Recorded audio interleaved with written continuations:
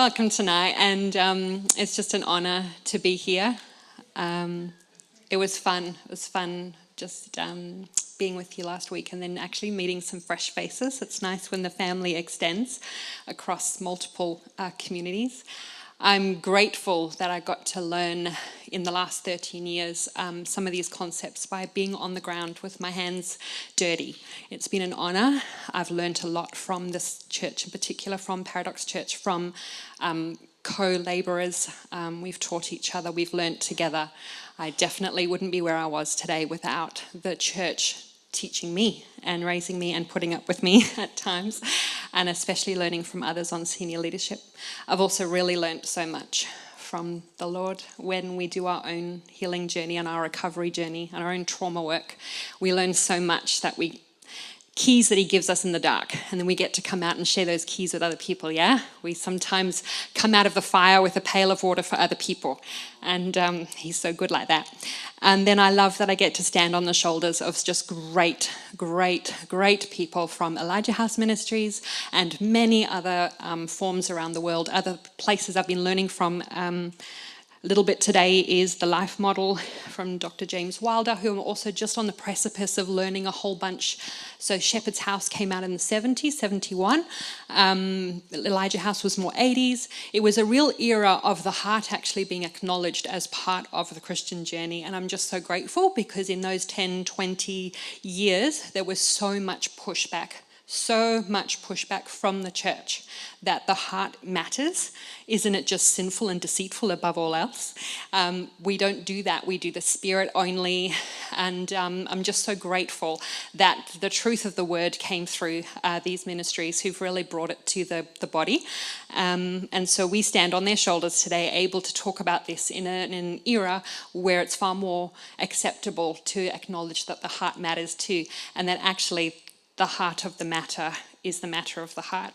And the matter of the heart is the heart of the matter. It's in the word. It really is actually what Jesus came to transform, and where he comes and lives, and what he uses to express himself to the world. So I love the heart. Last week we talked a little bit about tools needed to recover when it comes to someone's journey.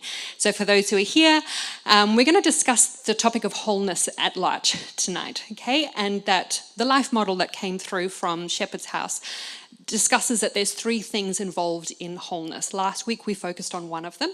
Today I'm going to focus on the other 2. Wholeness is a biblical concept in, for example, beginning of James, consider it joy when you suffer. Who loves that sentence? Just love it when you suffer. Because, ... by verse 4, you'll become whole and mature, lacking nothing. Okay, it's a goal that the Lord loves. Wholeness is actually what he has us to pursue and move towards. Wholeness is what he does in us, but wholeness is also what he asks us to walk out our salvation with trembling and fear. He asks us to prioritize that. It's whole people that change the world. It's whole churches that change the world. And some of us aren't changing the world very much. I have a feeling it's to do with some wholeness that's lacking. So we're going to dip into that topic a bunch today.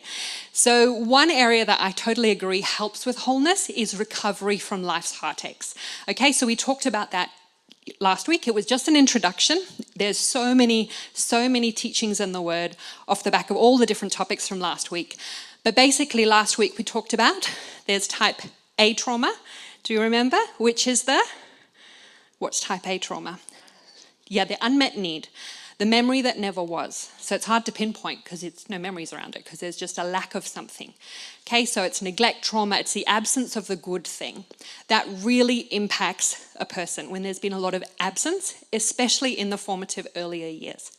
Type B trauma, the presence of the bad thing. So it's accidents, it's every form of abuse, it's natural disasters, it's war, it's fire, it's losses, it's death, sickness in our body. So the presence of the bad thing really impacts us at any age, but in particular in the formative years.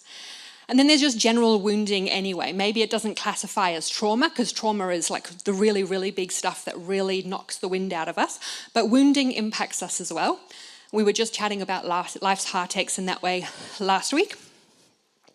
And then we talked about that it's actually possible that maybe some of the bad fruit, remember we talked about fruit? We had quite a long list of fruit we chatted about last week of bad fruit. In scripture, we're a tree. We're all just a tree. We just need to accept it. And regardless of whether we like it or not, we're fruity. So there is always fruit. We can't just hope that there's no fruit. There's always fruit, but it's either good fruit or it's bad fruit, but it's always growing. And some of us just try and chop it off quickly because that's just not allowed, or it's in the scripture not to do it, but it keeps growing back. So some things that are literally, we read the word and it says, do not blah, blah, blah. There's quite a few of them. Some of those things we're able actually to go, oh my gosh, I need to obey the Lord in this area. This fruit is not allowed to be there. He wants this of me, and we can chop it off, and we can keep it at bay, and because we're obeying. But for a whole bunch of us, we get what's called a stuck place. And a stuck place is no matter how much we want to remove that thing from our life or stop doing that thing, the nutrients are coming from the ground, and it keeps regrowing, which is how trees work. I did fail science, but I remember that bit. And so the nutrients keep coming up through, and so the bad fruit keeps forming.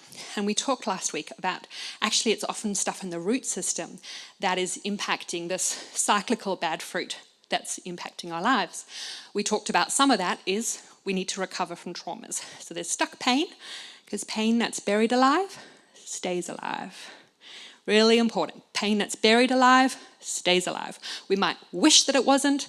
We might go, but Jesus did it all at the cross, which he did. Positionally, it's all done at the cross. Positionally, we're saved. Positionally, we're sanctified. But we've still got to walk out the transformation journey. And for some of us, we've actually just got buried pain. And like most rubbish in the sand, it works its way to the surface. And at some stage in our life, often late 20s, 30s, 40s, the fruit really starts to come through. And it just works its way to the ground as rubber. If you bury a tire or something like it just works its way up. Rubbish does that. And it catches up with us. Pain buried alive stays alive. So for some of us, it's actually that we need to just get some ministry to the wound. And the Lord loves to do that. For some of us, we're actually got stuck places and bad fruit because of our sinful responses. We had a chart up last week. So do you remember some of the main sinful responses that can keep us stuck? There's about 5 hooks, and those hooks keep us in bad fruit. So unforgiveness, which we said the church often speaks a lot on. Inner vows, bitter judgments. We reap and become what we've judged, or we marry them. Bitteroot expectations. Foundational lies, things we've come to believe about ourselves. Okay, so these hooks can keep us stuck, and those are called responses to life. Those are actually called sinful responses to life. And so some of us are starting to just look at the fact that maybe our bad fruit is our fault. And it kind of is. The faster we can get to actually owning our story, owning our junk, and that actually no one's responsible for what's on our tree but me. All the bad fruit list, if we've got any on it, it's our fault. It's still there. It doesn't mean it was our responsibility that the traumas happened, that the wounding happened, that the neglect happened, that the bullying happened, whatever. That wasn't our fault. But how we responded to life, maybe we turned from life, maybe we've judged people, maybe we've judged relationships, maybe we've become someone who's withdrawn, maybe we've become someone who's, got that extra neediness, resentment that's stuck, rage that's stuck. That's all our stuff. Okay, so we need to go after what's in the root system and own that our sinful responses to life has got us stuck. But everyone can get unstuck. There's no one too stuck to be unstuck by God. All right? So recovery is only 1/3 though. I'm not standing here going it's exactly 33.33. I failed maths too, but I really did. But a percentage is the recovery journey. We can't say the heart journey is just prayer ministry or counselling or psychologist help or anything when it comes under the recovery list. Okay? So if someone's going after resolving trauma, you can't have wholeness without doing that recovery, but it's not the only thing involved in wholeness. Does that make sense? So what we're going to do is move across to the other two topics that the Bible's flooded with. Okay, so these topics belong to the church as well. And if these two aren't focused on, then the heart journey is not accomplished and we don't become whole people who maturely go on and just impact the world. So number 2 is maturity. Maturity is a real passion of the Lord's, and there's actually a heck lot of scripture about maturity. And none of them have to do with God going, coming, praying, doing, and we just become mature. All of it is it's our job. Sanctification is his job. Healing's his job. Deliverance is his job. There's so many things that he has said is his job, and he does them so well. And all the grace to do everything I talk about tonight is his job. But he has said to us it's our job to become mature. And we've actually got an issue with this, I believe, in the church at large, male and female. Some of us are adult infants or adult children or adult teenagers, and not necessarily becoming what the scripture refers to and what I'm going to talk about tonight, even elders. It doesn't mean literally having that authority in a church like you are an elder, but we are all called as a human to get to the point where we walk in an eldership kind of way and we take over our region and we take over people in the church and we take them under our wing and we actually oversee communities and families and change the world. So we're actually lacking the extremity of maturity. Maturity is an ongoing process. I know there is a definition like, I could say, so Kev, you are mature. So that is in the dictionary as a thing, but actually it's not quite right because maturity is all the way till we pass, because maturity is becoming the fullness of who God created us to be, the absolute maximum of who and all the things that he put on our heart to do and all the calling we could do and all the things that we could do and all that we could become in our identity. So it's an ongoing thing all the way through. But we can get stuck in maturing. And some of the reasons we get stuck in maturing has to do with recovery. And some of the other ways that get us stuck in maturing has to do with belonging. So those three words on the top, if we haven't done our recovery work, trauma blocks maturing. Okay, so unresolved trauma blocks maturing as a Christian, becoming a mature Christian. Trauma blocks maturing.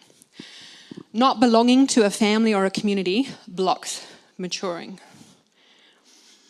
God didn't design us to mature alone. It's actually impossible because the very nature of maturity is interpersonal. So people actually who have high trauma in type A is people who've been on their own all their life. Okay, so that's called lack. A lot of us are not so sure of what we feel about the concept of family and community because it's, for some people, the connotation is not very good.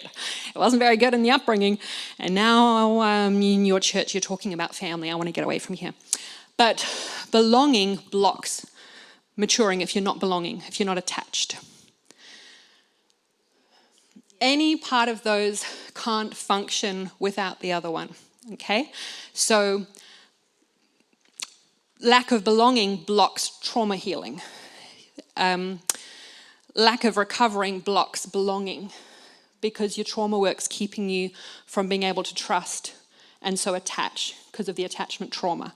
So if any of those are missing, it blocks being able to do one of the other ones. All three need to be unlocked and all three are dependent on each other. Does that make sense? Thanks. So anyone who's sort of done teaching studies or counselling or anything that involves development work might have come across different models of explanations of actually how a human develops. It's actually brain science, it's actually technical, and it's totally kingdom. So Erik Erikson, there's various people who've defined that there's developmental stages that need to be hit. There's also things that happen if development stages don't get hit and we end up with an immature person. So I'm actually going to go into this and explain developmental stages that need to be hit. If we miss them, we stay stunted in our maturity. Anyone can mature later. So if any of what I'm going to go through has been missed and there's an immaturity about you, all maturity tasks can be unlocked. You can go backwards and mature. Okay, so no one's stuck in this column either. All right, so I want to talk about ages 0 to 3. So this is conception to age 3. This is a time where the developmental task is the primary one. There's a few, there's a bunch, but the primary focus of 0 to 3 is learning to receive. That is the developmental task of conception to age 3. Okay, so we're born dependent, we're born needy. We have dependency needs that need to be met at that time. Especially conception to age 1 is where we learn trust. We actually have trust bonds or fear bonds. We learn to attach all in this sort of time because we're trusting over that first year of life. I have a need, my need gets met. I have a need, my need gets met. The baby is not meeting anyone else's needs. It's not their job, but learning to receive. Some of us as adults have a bit of a stuck place here because we don't receive very easily. This is a developmental task from 0 to 3. So if this task hasn't been completed, a bad fruit on a tree later on, can be weak or stormy relationships. It can be neediness. We get adult infants often when you just haven't learnt to receive. Someone might have an issue where they always just feel they should just know what I need out of their friend or from their partner. How can you just not know what I need? If someone often has that frustration coming up, that's usually people who didn't, in 0 to 3, have a parent who's attuned and picking up what they need before they're in hysteria. Okay, because the focus of the caregiver of the parents, both male and female, is attuning and tracking and getting to know what your needs are and meeting them before you have gotten into hysteria or gone into silence, so that you're not a problem, and learning not to cry so that you're a good baby. Basically squash down all your needs and not learn to receive. So being needy and getting your needs met and learning to receive is 0 to 3. So 4 to 12, a primary task in that time is learning to take care of yourself. So this might be, I can go party by myself now, and I can get dressed by myself, and I can help make my lunch, and I can put butter on the toast, and I actually am learning what I like and what I don't like. Anyone here an adult who that's actually sort of a tricky thing for you? To actually know what satisfies me needs to happen in that developmental stage. Sorry, Calvin, I just saw you back there. Can I just talk about your awesome parenting? I just want to see an example. Can I use Aimee as an example? So, for example, I went to the zoo with them last weekend. Aimee's just on starting this category. They have made sure, beautiful Calvin and Jess, in their parenting that they're listening to her thoughts, that her feelings, and that she knows what she likes and what satisfies her. It doesn't mean you're indulging. It doesn't mean whatever you want you have. There's boundaries. It's, we're going to bed, but do you want to go to bed crawling or on my shoulder? So there's autonomy, there's making choices, there's yes, no, but we're still going to bed.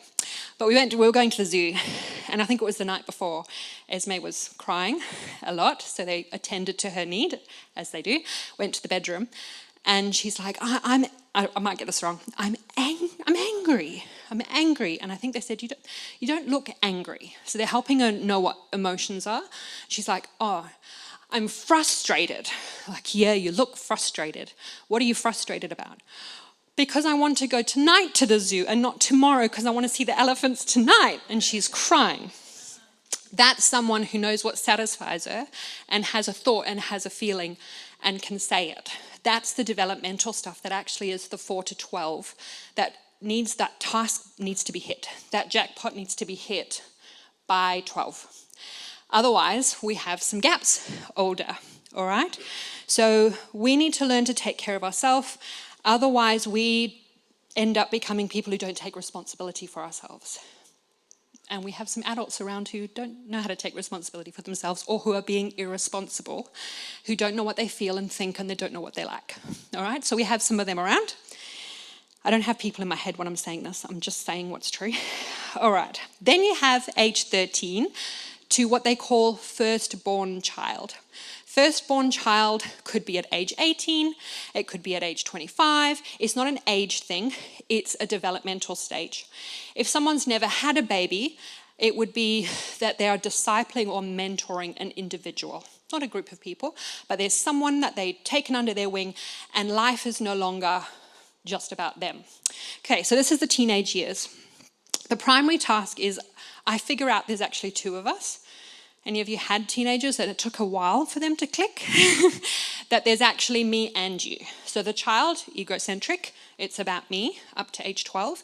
It needs to be that developmentally across the teenage years, there's a learning that, oh, there's two of us and both our needs matter, and I can actually do something and your needs get met and my needs get met, and we both enjoy this interaction, and actually the selfishness starts to fall off, and developmentally in the brain, there's two of us and we can have a mutually satisfying time.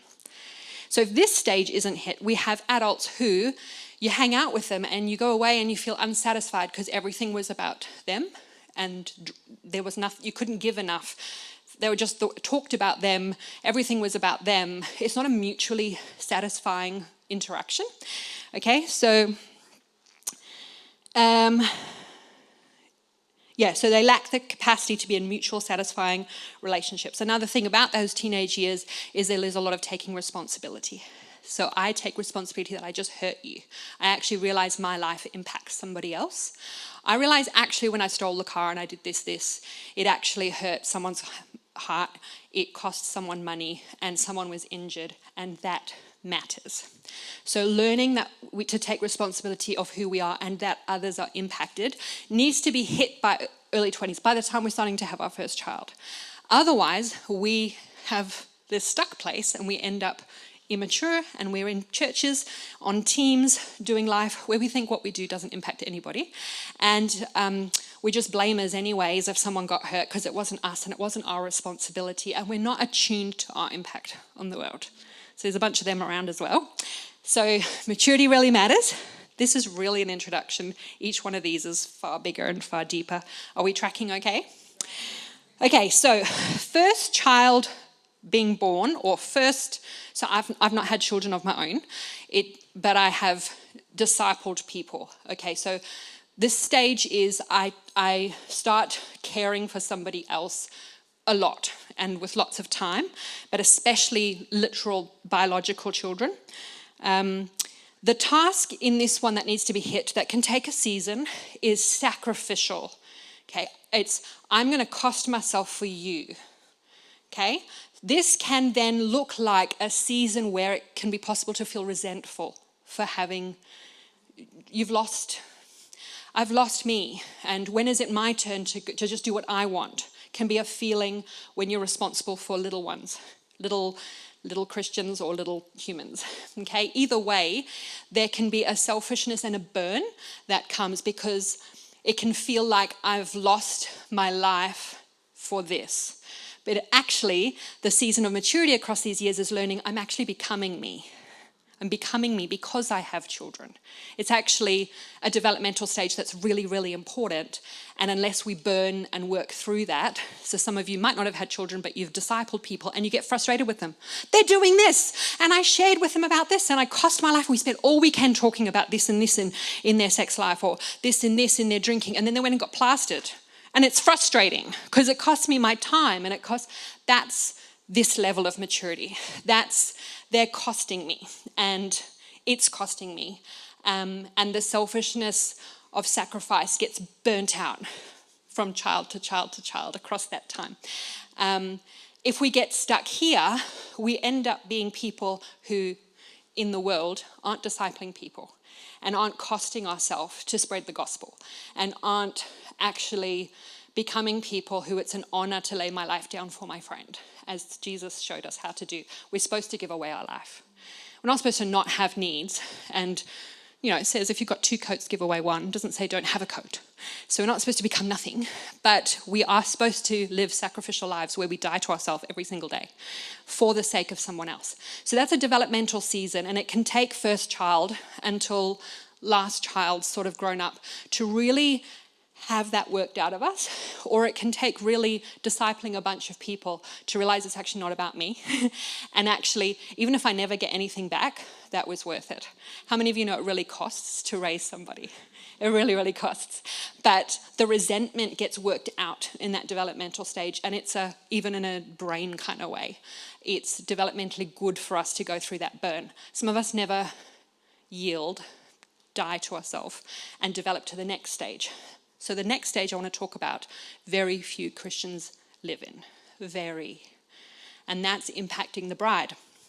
That's impacting every church. It's impacting because there's all these non-Christians. It's impacting because no one's visiting the prisons. How many of us in this room are doing it? How many of us in this room are praying for the sick? How many of us are taking on orphans and widows? How many of us have more people than just our biological family with us for Mother's Day, for evenings? How many of us buy groceries for more people than ourselves? How many of us are spreading the gospel? How many of us pray for someone's leg in the supermarket when we pass them and they're limping? That's the next category, and that's why maturity matters.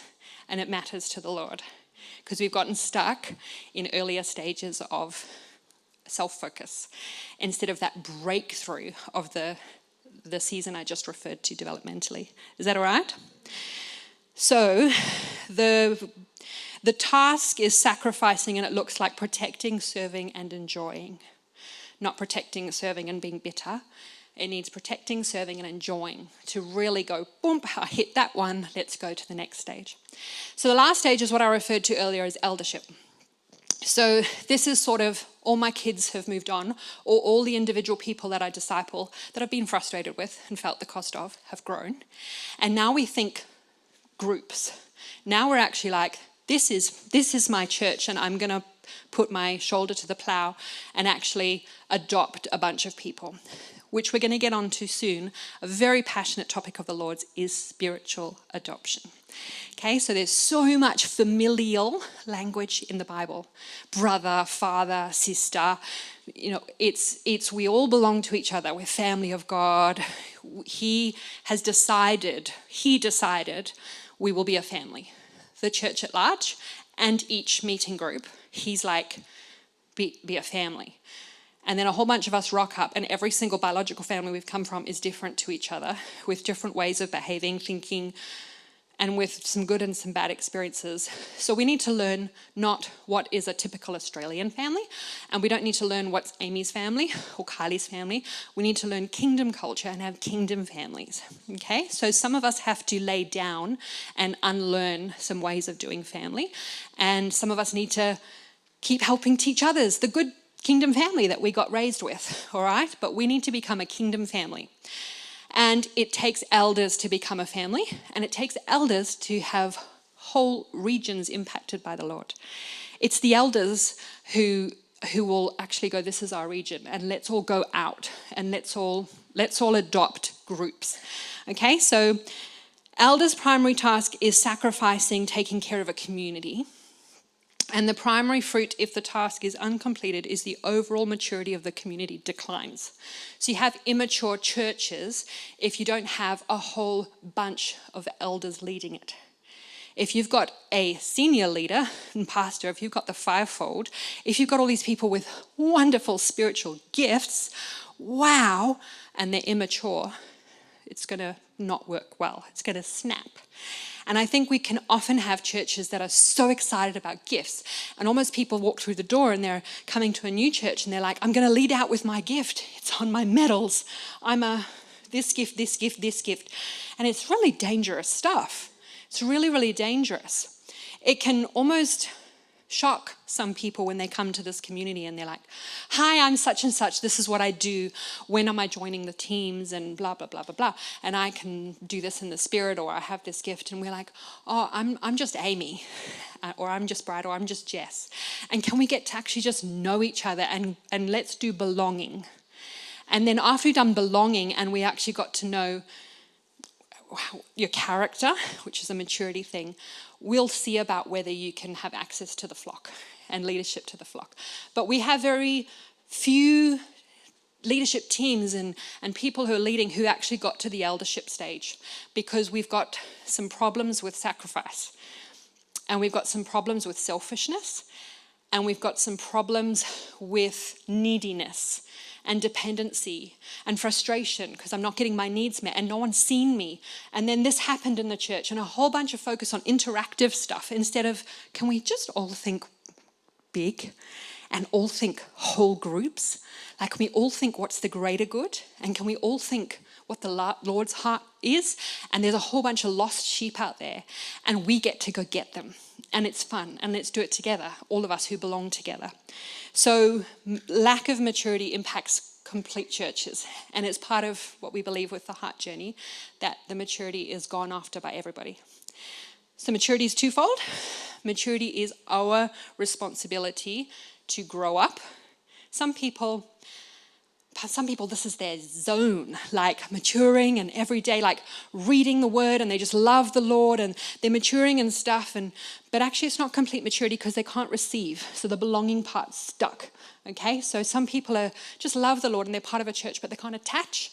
That's still going to be a bit of a stunted maturity. But the worst side is we've got a whole bunch of people who we've got adult kids. Okay, and the Lord is saying, grow up. He's so excited about it. and it's time. It's just time for us to all to grow up. And there's ways to grow up, and we can't do it without belonging.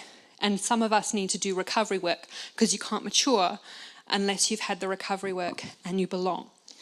So we're going to go on to the belonging part now. So maturity, I'm not trying to prove a point, but I do love the word. So like in James 1, he says, consider it pure joy whenever you face trials of many kinds, because you know that the testing of your faith produces perseverance. Let perseverance finish its work so that you may be mature, complete, lacking nothing. It's really important to the Lord. He talks about the fivefold. How many of you love the fivefold? I just love the fivefold, and how the Lord chose to give people with those sorts of gifts to the church. Ephesians 4:11. He gave the apostles, the prophets, the evangelists, the shepherds, and the teachers to equip the saints for the work of ministry. For what purpose? Why did he give those 5? For building up the body of Christ until we all attain unity of faith and of the knowledge of the Son of God, to mature manhood. So the purpose of the fivefold is for us to be mature. We actually need to have the goal of maturity as our personal goal. Okay? To mature manhood, to the measure of the stature of the fullness of Christ, as mature as Christ. So that we may no longer be children is the plan. I'm going to give you the fivefold so we can stop being kids in the church. The Lord says it. Okay? So that we may no longer be children, tossed to and fro by waves. So really struggling, emotional ups and downs and roller coasters, and do I trust him? And I don't know if I like this pastor, and blah, blah, to and froing. And carried about by other doctrines and by human cunning and by craftiness and deceitful schemes. So if we're not mature, we often get caught in deception. Rather, speaking the truth in love, so giving each other feedback, which I'm going to get onto, we are to grow up. There it is. In every way, we're to grow up into him who is the head. It's his desire that we would just grow up and mature. And that's when we take the world over. That's when we adopt the non-Christians. That's when we're going to the prisons and we're praying for people. That's when we will cost everything and lay down our lives, is because we've hit all of those milestones. All right? So we cannot mature without belonging. So I'm just going to go on to the belonging topic after a 5-minute break. Was that a little bit too strong? Not lots of... Okay, we're going to go on to belonging. It's going to be stronger. All right, if we can just do 4 or 5 minutes, and then we're going to go for it in the belonging category. Thank you.